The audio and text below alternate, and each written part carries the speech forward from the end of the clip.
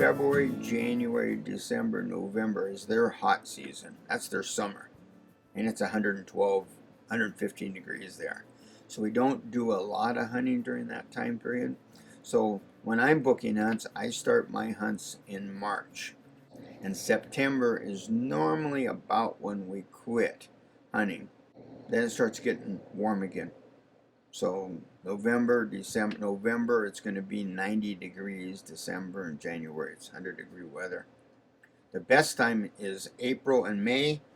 It's cool, and that's during the rut of 99% of the animals. And then normally I take a group in late April, first part of May. And then during the rest of the time, we're booking and we're setting up groups, and we're kind of telling them the same thing: where to get their airlines, how to get through the airports, who to look for when they get to Port Elizabeth, and what to take and what to expect. So once you call and you book your African safari, then from that point on, we help you all the way through. We give you guidance for the airfare, and we give you guidance for the airport. And basically what we suggest is to go through JFK. Fly up there. You fly up there, grab a motel for that night. There's tons of them around the airport. Approximately 11 o'clock, the plane leaves at South African Air. Goes straight to Johannesburg, so there's no waiting around. To give you an example, we used to fly from Houston to Germany to Johannesburg to Port Elizabeth. From the time we left Houston, it was 39 hours before we saw our guides, our PHs. And then, now going through JFK, it's 19 hours from the time that we leave JFK. It's a big difference in wait time and jet lag, and just your whole body kind of melts down while you're waiting that long. When you hit Johannesburg, they have a little different kind of an airport. The big planes land one side of the airport, and the little planes down at the other end. So when you land, you go down to customs, which is also where the baggage is at, and then you get your passport stamped, just tell them you're there for a safari. Then they'll pick up your luggage. Then you go into the main part of the airport, which would be the entrance part. You take an escalator upstairs. It's on the left side. You'll see it in the back on the left. Once you get up, stay to your right. You go all the way to the end, and that's where all of the planes that leave to Port Elizabeth, which is where you're going to fly to, East London, or Cape Town, all the small towns. You're going to go back. You're going to check your luggage back in. You're going to check through customs. You're going to show your passport, and you're going to go through a security gate again. Once you are through the gate, you're going to kind of get hustled. I'm going to tell you right now, there's a lot of hustling at that airport. A lot of people want to sign your shoes and do this and do that. Just pass on through all that and just go find your comfortable seat and relax and wait for the couple hours for the airplane. Once you take off from Johannesburg, it's only an hour and 15 minutes, and you'll be at Port Elizabeth. So when you're packing, when I tell everybody when you're packing, well, number one is you want good optics. You want a good pair of binoculars to come along. Spotting scopes are nice, but they're kind of large and they kind of get in the way and stuff. So just a good pair of 10 by 50 binoculars, an HD, a Vortex, a Nikon, Swarovski, any of the good stuff, because you're going to look. You're going to look for any kind of movement, any kind of ear movement. There's a lot of brush you're looking through. So and you're going to be looking for 5 days. So you don't want on the fifth day not be able to see because you've been using binoculars all the time. So number one, have good binoculars. Have good walking shoes. Okay, I've been to Africa many times. I've never seen a dangerous snake, or any snake at that, yet. So I don't have to worry about big high snake boots at all. But you need something good, comfortable hiking boots on that. And if you go buy a new pair, break them in. Don't go to Africa with them and break them in, because you will feel it after about 2 days there. When you get to Port Elizabeth, it's a tiny little airport. They bring a ramp up. You walk down the airplane. You walk across to the secured area, which is a very small area. You pick up your luggage, and once you go through the luggage area, your PH, which stands for professional hunter, he's like a guide at most states like Texas here. Once Eugene sees you, and easy to he'll have a big Intaba Safari hat on. He'll help you up to his crew cabs. They put all the luggage in based on how many hunters are going to be in the group. They usually have 2 hunters for each truck. So if there's 6 people showing up, they'll have 3 trucks there ready for you. You'll load up your luggage into the crew cabs, and they'll run you out to what they call concessions, which is what we call ranches, except that their ranches are 80,000 to 200,000 acres on average. Once you get out to the concession, they'll show you to your rooms, open up your luggage, let it air out a little bit, come on back. He'll usually gives you a Intaba Safari hat, has you sign liability paperwork, get a soft drink, and then it's off to the rifle range. And based on which PH you're with, you're going to shoot that PH's rifle.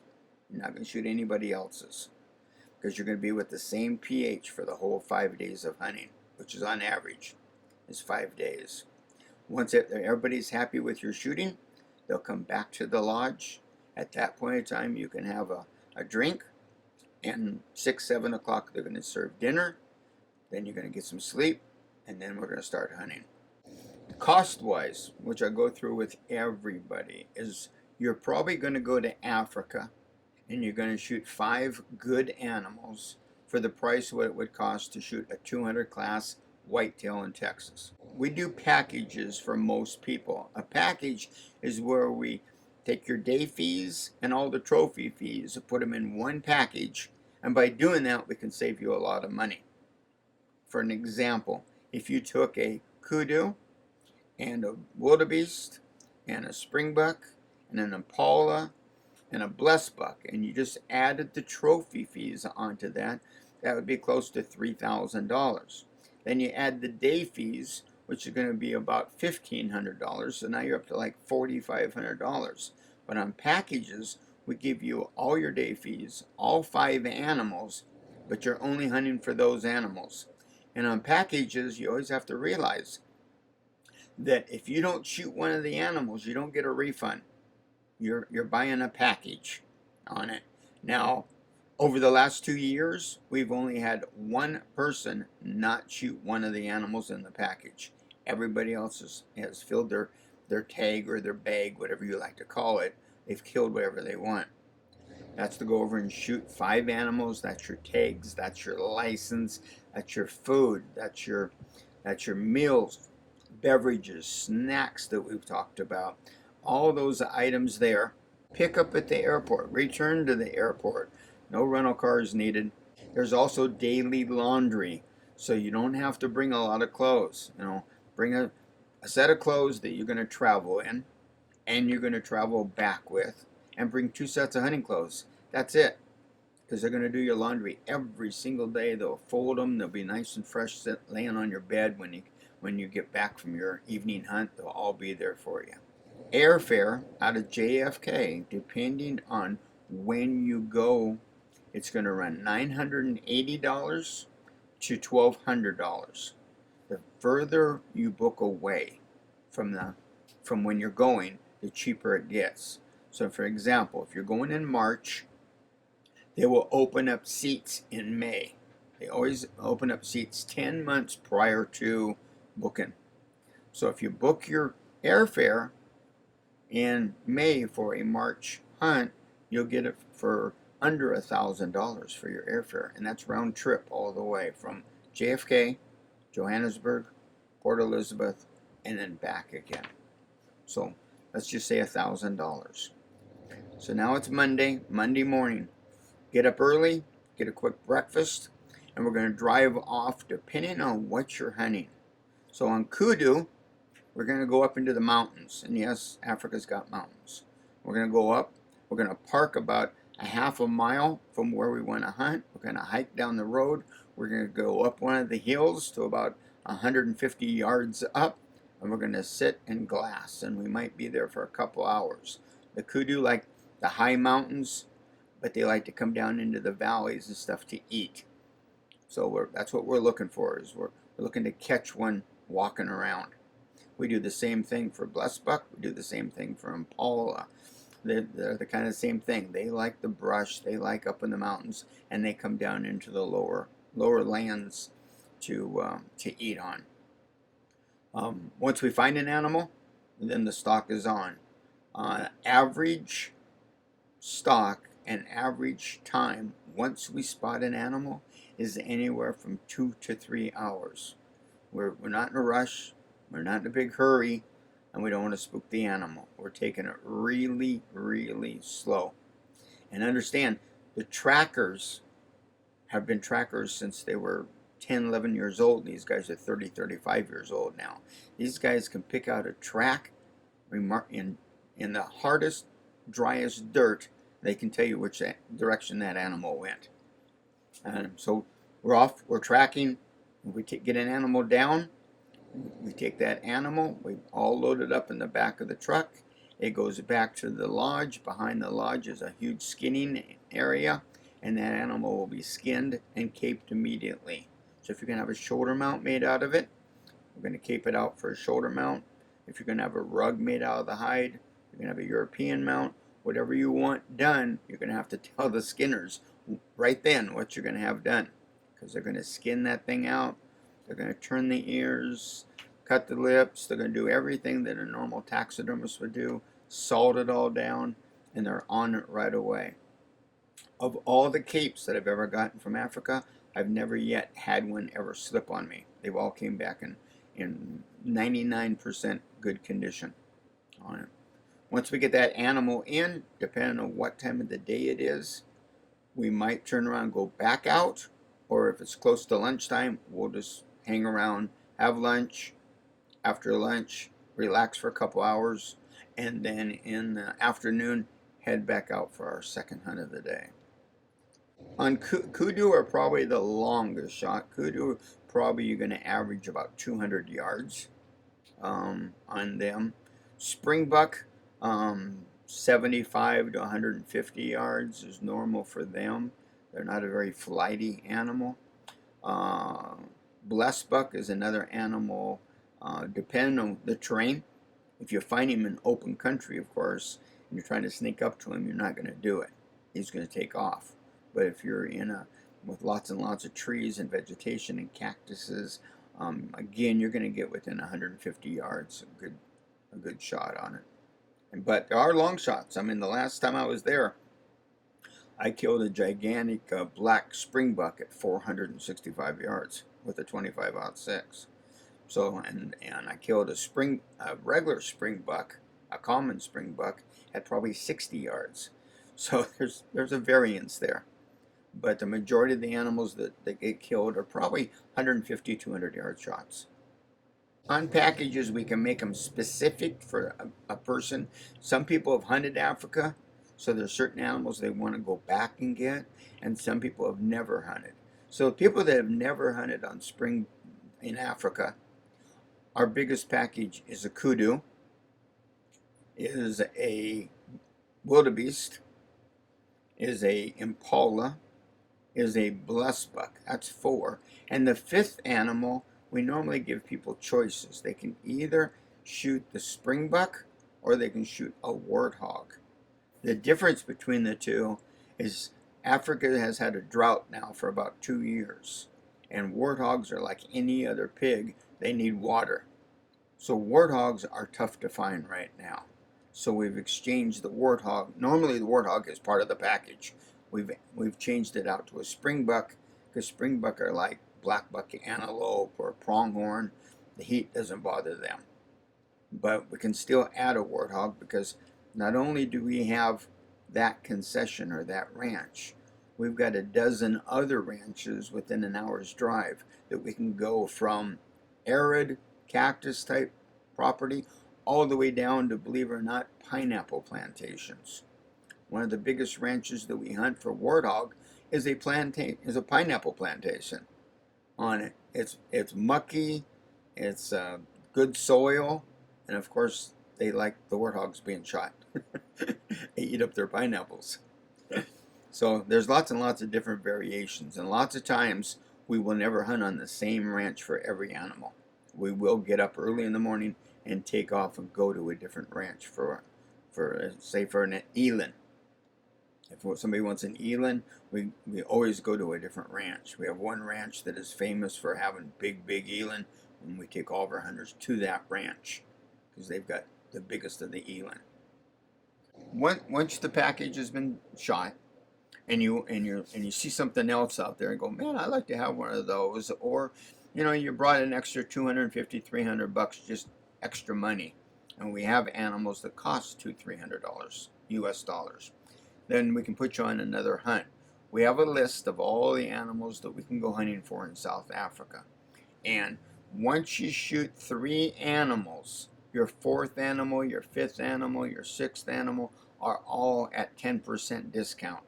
The only animal that I book of the dangerous animals is the Cape buffalo. We have Cape buffalo on 2 different ranches in South Africa, but we do not have we do not have any lions. We don't have elephants. We don't have leopards. We have leopards in South Africa, but they don't give out permits for leopards in that area. You got to get up towards Johannesburg and north of Johannesburg for leopards and for elephant. But a PH, what he has done is he's went to school, he's passed a test, he's insured, he's bonded, and there's 3 phases of PHs. The first PH just allows you to go hunting, but you can't be an outfitter. You can't book hunts. You have to work for another PH who's allowed to book hunts. Then the next step up is an outfitter, and that is somebody who can book hunts and he can hire other PHs, but he can't hunt the 5 big dangerous animals in Africa.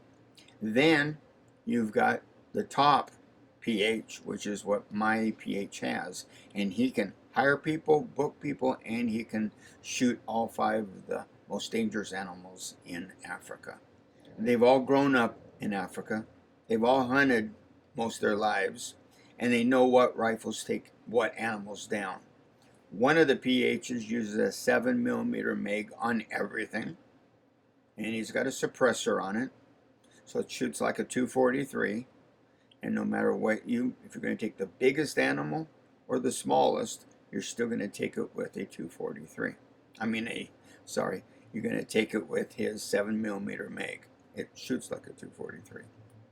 The other guide, he shoots a 30-06, and he takes every animal with that 30-06. That's the one. He's even killed Cape buffalo with a 30-06. You see all the big TV guys with all the big 375s and 400 nitros and everything else. Most of that is just for show. If you hit something in the right spot with any rifle, you will kill it. And the other guide, which I go out with a lot, Michael, he shoots a 25-06, which is a little bit smaller caliber than 30-06. But we've killed Gemsbuck, we've killed Nyala, we have killed Kudu, we've killed eland, all with that rifle.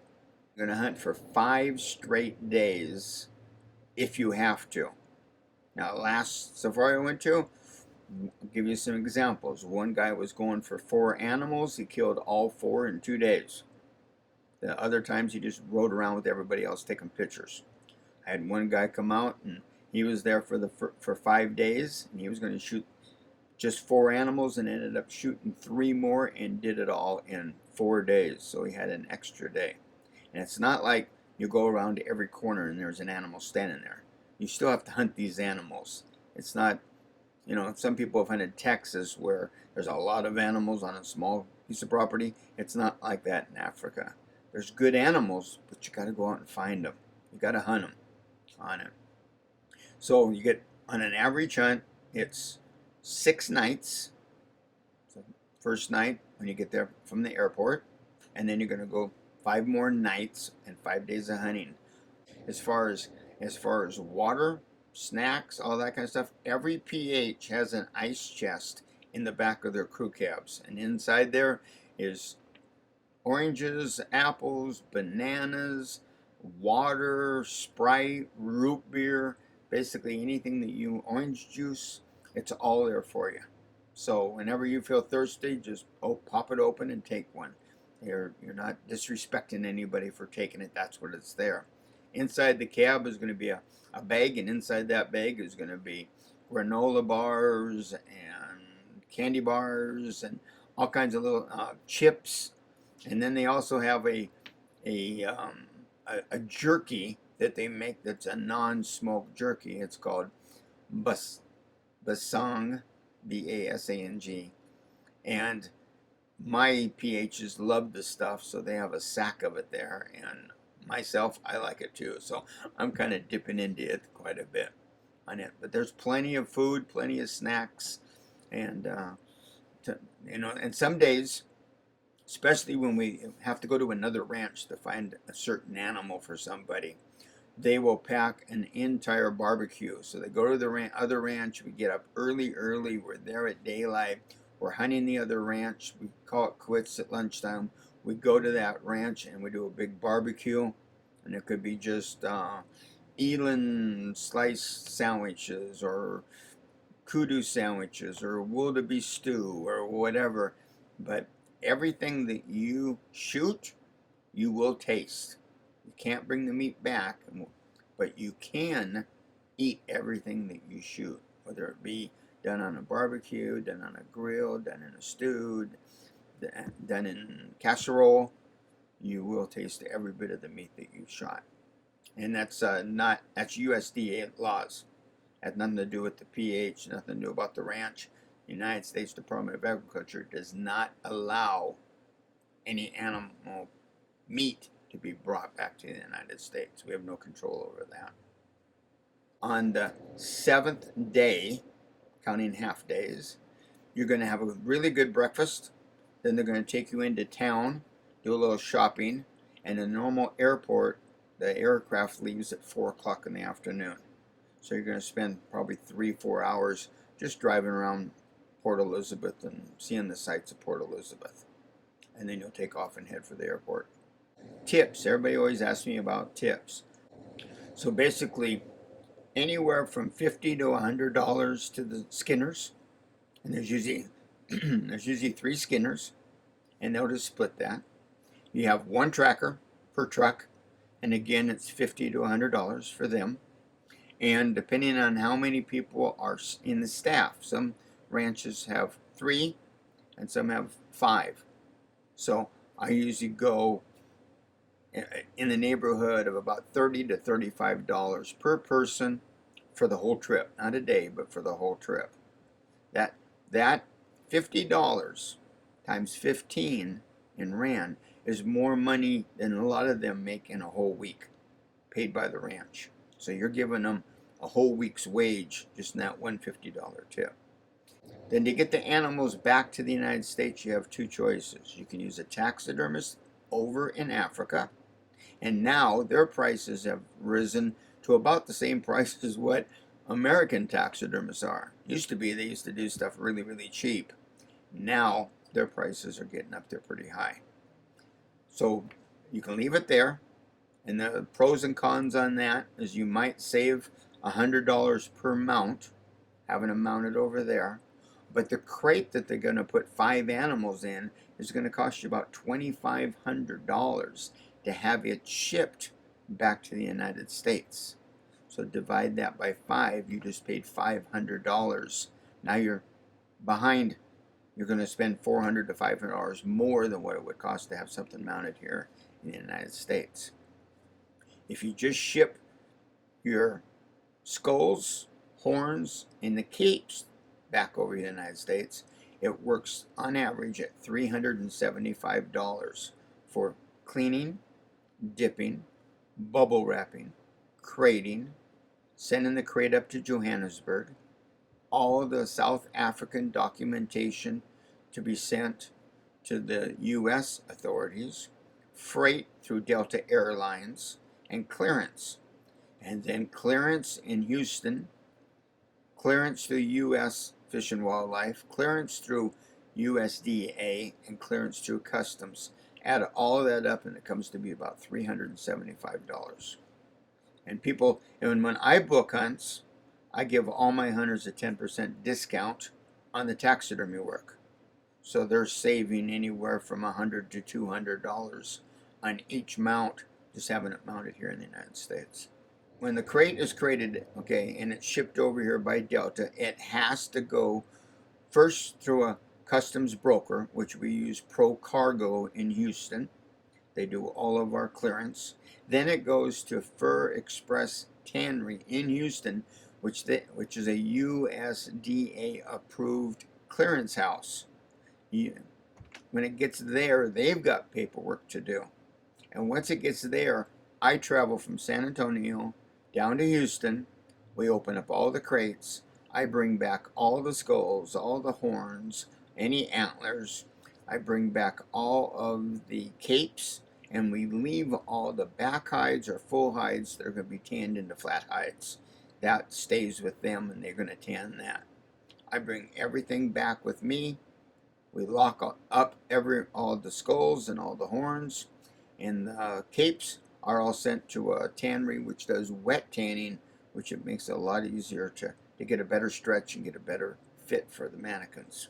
Every animal, when you bring back, to have them dipped, have them cleaned, have them bubble wrapped, is $100 an animal. The crate is still the same thing. Crate is $150 per hunter if you're for 2 hunters. The airfare and stuff hardly even affects anything. You know, one little skin and one little head, maybe $3, $4 on extra freight. So when you're shooting other animals, it really doesn't affect anything except $100 per extra animal for the cleaning of that skull and bubble wrapping it. Right next to where we hunt is the Addo Elephant Reserve, and that's spelled ADDO, Elephant Reserve. It's the second largest wildlife government park in all of Africa. Kruger, which is very famous, is number 1. At Addo, just like it says, Elephant Reserve Park, you can drive through the park. The PH will take you on a special trip. You're going to pay a day fee, which is normally $250. You're going to pay for his fuel, and you're going to pay for his entrance into the park, which is like $5 US dollars. And he'll take you out, drive you around all over the roads. At the Addo Elephant Reserve, you're going to see anywhere from 150 to 300 elephant just driving the roads, not even getting off the roads. Abundance. They have over 750 elephants right now in there. You're going to see rhinos. You're going to see African lions. You're going to see all the plains animals, and you're going to see every monkey that Africa's got. So that's just one of the great places to go. They also have a cheetah and leopard rehab and breeding facility, and that's costs about $10 US money to go into it. You can pet cheetahs if you want to. You can walk up to they have big pens. You can walk up where the leopards are, the cheetahs are, and every once in a while they'll have a different type of a cat, like maybe a caracal or a serval that has been captured or wounded, and they're taking care of that on it. I've got guys over in Africa right now. They went 2 days early, and they are very big adventurous. So they had the PH take them down towards Cape Town, and they went out on a great white shark diving trip where they put them in a shark tank or a cage, drop them down. It's got blood everywhere and fish tied to the cage, and they get to go down there with a GoPro or whatever camera they want to use, and they're taking pictures of great white sharks at 4 inches from their face. If you're up north, you want to go up north where the crocodiles are, they do the same thing. They put you in a crocodile cage, and they drop you with all kinds of meat on the cage, and you can take pictures of crocodiles coming over tearing meat apart right next to you. Table Mountain in Cape Town is another big famous landmark of Africa. And one thing we haven't talked about is Port Elizabeth is rated as the safest town in all of Africa. It's extremely modern. All your Hiltons and Marriotts and all your big hotels are there. And it's the only city in all of South Africa that has actual casino in their city. And they have a part of the city is called the boardwalk.